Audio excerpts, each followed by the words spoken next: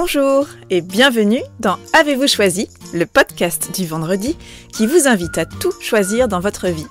Je suis Oriane Savouré-Lucas, chef de projet dans la vie et serial choisisseuse de ma vie. J'ai 39 ans, les pieds sur terre, la tête dans les étoiles et je vous propose d'explorer avec curiosité le vaste et intrigant territoire du choix. Cette exploration, je vous y invite à travers des réflexions, des questionnements, des ressources qui m'aident à choisir ma vie, ou encore à travers une conversation que j'ai eue avec une personne que je trouve inspirante sur la question du choix. Je suis formée au coaching et j'ai à cœur d'accompagner les personnes qui le souhaitent à oser réenchanter leur vie tout en développant leur impact dans leurs différentes sphères de vie et d'influence. Je suis fascinée par l'idée que l'endroit exact où chacun d'entre nous se trouve aujourd'hui, dans sa vie, est le résultat de la somme des choix que nous avons faits jusqu'à maintenant. Ces choix sont parfois récents, parfois anciens, parfois ils ont été faits en conscience, parfois ces choix ont été faits par défaut, parfois ils sont le résultat d'un oui ou d'un non, que celui-ci soit grand ou petit. Parfois, on a fait le choix de ne pas choisir, et parfois, on a laissé les autres choisir pour nous. Mais dans tous les cas, nous sommes la somme de nos choix. Je voudrais partager une citation d'Eleanor Roosevelt que j'aime beaucoup. Eleanor Roosevelt, c'était l'épouse de Franklin Delano Roosevelt, et donc elle était la première dame des États-Unis entre 1933 et 1945. C'est d'ailleurs elle qui, par son action, a donné pour la première fois un rôle actif à la première dame des États-Unis. Elle a d'ailleurs été une sorte d'éminence grise pour son mari président, ce qui, à l'époque, n'était pas pour plaire à tout le monde. Voici ce qu'elle nous dit.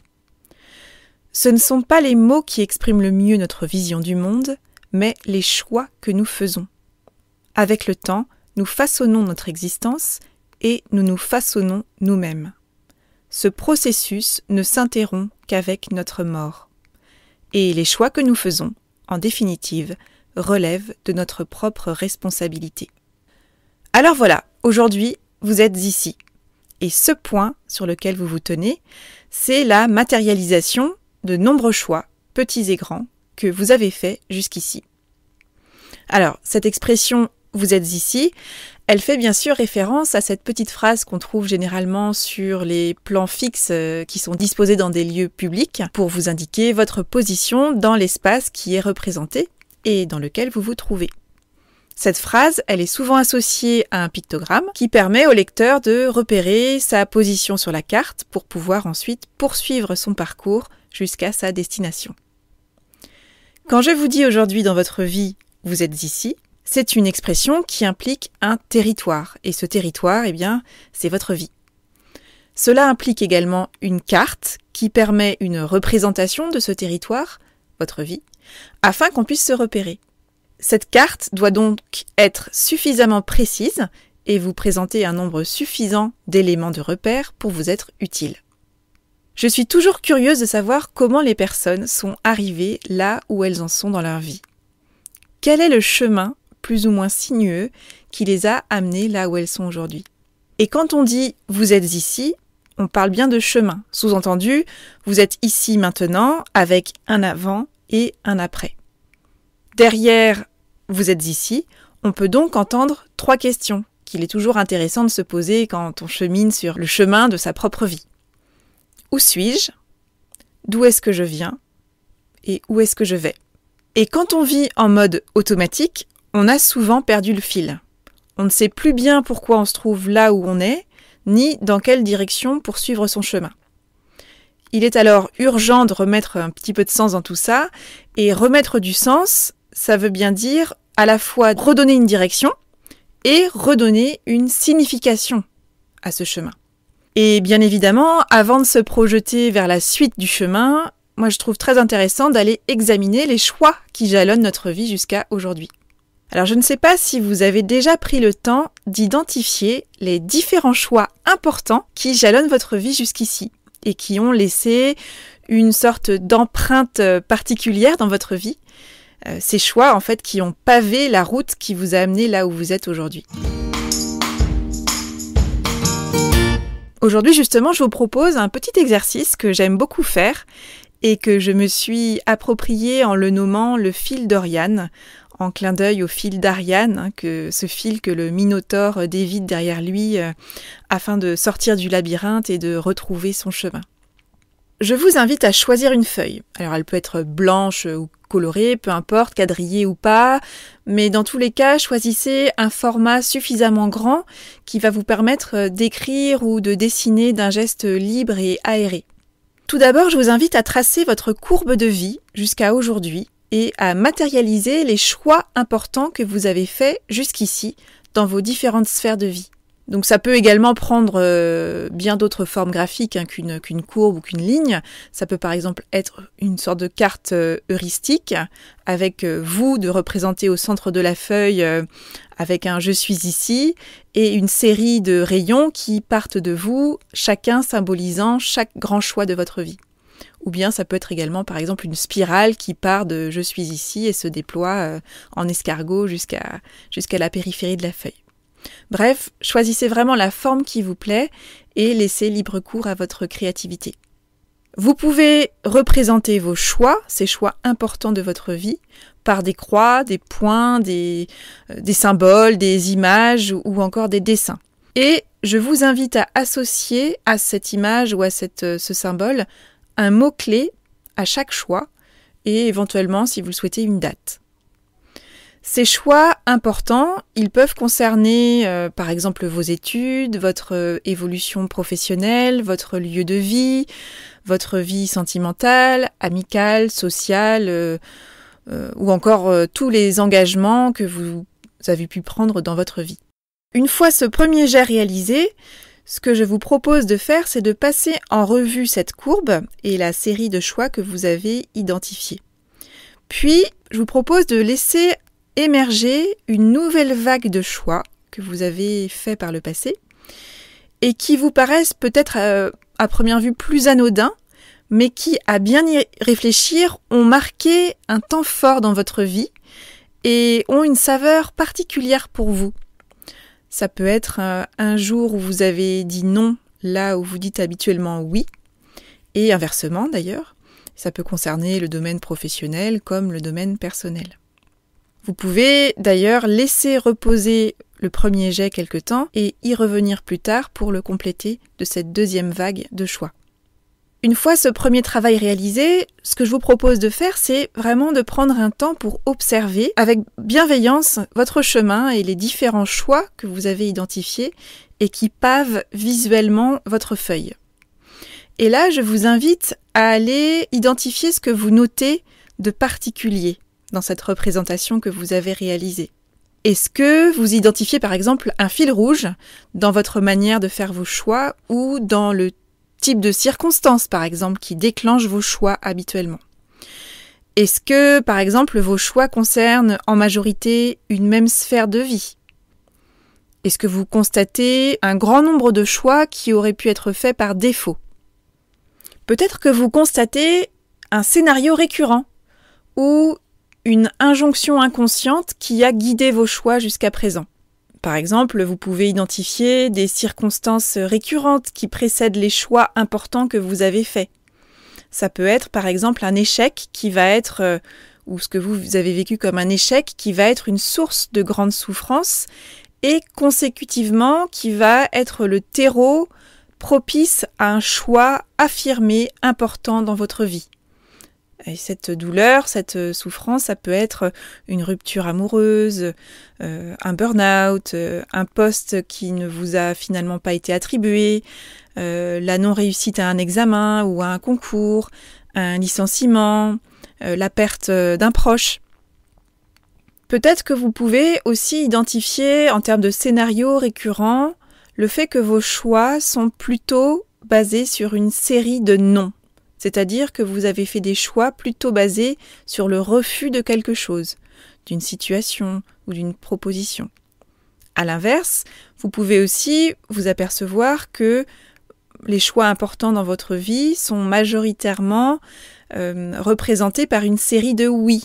Vous avez plutôt eu tendance à vous engager vers des propositions ou des situations qui vous portent et que vous avez validées.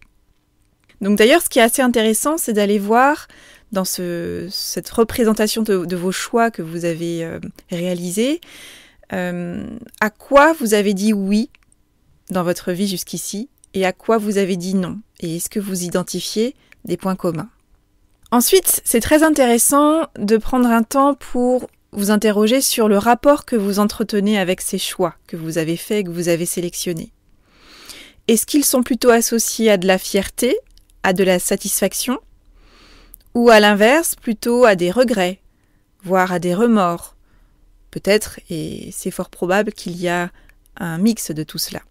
Et puis ensuite, vous pouvez vous demander si vous avez fait des choix que vous considérez comme sages ou plutôt comme radicaux. Est-ce que vous avez eu tendance à faire des choix que vous jugez conventionnels ou plutôt hors du cadre? Est-ce que vous avez fait des choix surtout qui vous conviennent ou bien vous avez fait des choix qui, rétrospectivement, globalement, ne vous conviennent pas? Et qu'est-ce que vous retirez de ce constat? Ensuite, ce que je vous invite à faire, c'est de prendre le temps d'identifier le choix qui ressort particulièrement pour vous sur cette feuille. Et je vous invite à vraiment identifier ce qui lui confère un côté spécial. Quels sont les ingrédients que vous identifiez et qui lui donnent cette saveur toute particulière? Et d'ailleurs, je vous propose vraiment de mettre ce choix en valeur, y compris visuellement sur votre feuille.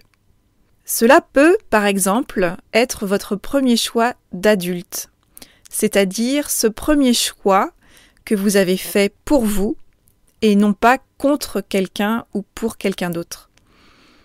Et ce choix-là, c'est intéressant de voir à quel moment de votre vie il est intervenu et de quelle manière il résonne encore pour vous aujourd'hui. Une fois que vous avez fait tout ce travail, c'est intéressant d'aller identifier la dynamique qui émerge des choix que vous avez faits jusqu'à présent. Est-ce que vous constatez que vous êtes plutôt à la manœuvre ou bien est-ce que vous vous laissez plutôt porter par le courant? Quel est aussi le talent que vous vous reconnaissez à travers la revisite de vos différents choix?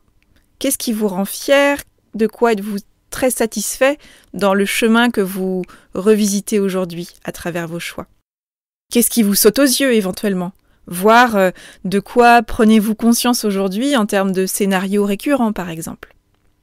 Et enfin, je trouve vraiment intéressant de revisiter ces choix pour prendre conscience de la manière dont nos choix d'hier impactent concrètement notre réalité actuelle et parfois dans une dimension et dans une ampleur dont on n'a pas toujours connaissance. Parce que notre vie d'aujourd'hui, elle est bien évidemment constituée de choix passés, mais qui ont la particularité d'être toujours actifs dans notre vie. Et parfois, nos choix sont très anciens. Et je vous pose la question suivante. Quel âge ont vos choix? Parce qu'on agit très souvent comme si nos choix correspondaient et avaient lieu à un instant T. Comme si on faisait un choix une fois pour toutes et qu'il se transformait très vite et très rapidement en histoire ancienne. Or, un choix, c'est une série de réaffirmations. Tout pendant qu'on conserve le cap et que ce choix est actif, on réaffirme quotidiennement le choix qu'on a amorcé à une date particulière. Ça peut être un mariage, ça peut être une orientation professionnelle, ça peut être une amitié, ça peut être un engagement, quel qu'il soit finalement dans sa vie. La question et l'enjeu, je dirais, c'est vraiment de rendre cette réaffirmation quotidienne consciente. Alors ça ne veut pas dire qu'il faut tous les jours remettre à plat l'ensemble des choix qu'on fait et qui orientent notre vie, mais je trouve très intéressant de réinterroger régulièrement ces choix et de choisir de garder le cap ou d'en changer en conscience. Réinterroger ses choix, et ça c'est une nuance qui a son importance, ça ne veut pas forcément dire qu'on va changer de cap. Ça signifie qu'on se réengage en conscience ou alors qu'on choisit de modifier sa trajectoire. Bref, ce qu'on cherche à faire, c'est vraiment à remettre du sens et à sortir du mode automatique et des phrases du type « je fais comme ça parce que j'ai toujours fait comme ça ». Donc je vous invite à reprendre votre feuille et à identifier les choix qui ont toujours un impact sur votre vie actuelle. Et d'ailleurs, vous pouvez tout à fait matérialiser ces choix actifs par des lignes qui vont relier ces choix anciens à votre représentation de vous à travers cette petite phrase « Je suis ici ». Et puis, je vous invite à vous poser les questions suivantes. Est-ce que les choix qui façonnent ma vie actuelle me conviennent toujours? Est-ce que je suis toujours en phase avec ces choix? Est-ce que ces choix me sont toujours utiles? Au sens où, est-ce qu'ils sont encore à mon service? Et puis, la question favorite que je me pose au moment où je réinterroge toujours mes choix, c'est « Alors, j'arrête ou je continue ?» Et je vous invite à conclure l'exercice en choisissant la formule active qui vous semble la plus adaptée pour vous aujourd'hui et qui va vous permettre de poursuivre votre chemin de vie en faisant des choix affirmés, conscients et assumés. Vous êtes ici, mettez-vous aux commandes et en avant Guingamp. Bonne route à vous! Voilà, c'est tout pour aujourd'hui. Vous retrouverez cet épisode et les précédents sur le site orianesavoureluca.com.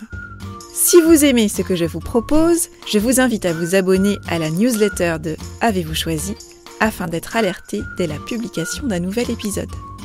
N'hésitez pas à partager votre enthousiasme par écrit en déposant un avis sur le site internet, sur la page Facebook Avez-vous choisi ou une constellation de 5 étoiles sur iTunes. Et bien évidemment, n'hésitez pas à faire connaître Avez-vous choisi à celles et ceux qui vous sont chers et que l'idée de tout choisir dans leur vie pourrait réjouir. Je vous souhaite une belle semaine et je vous donne rendez-vous vendredi prochain pour un nouvel épisode. Et d'ici là, et si vous choisissiez tout ?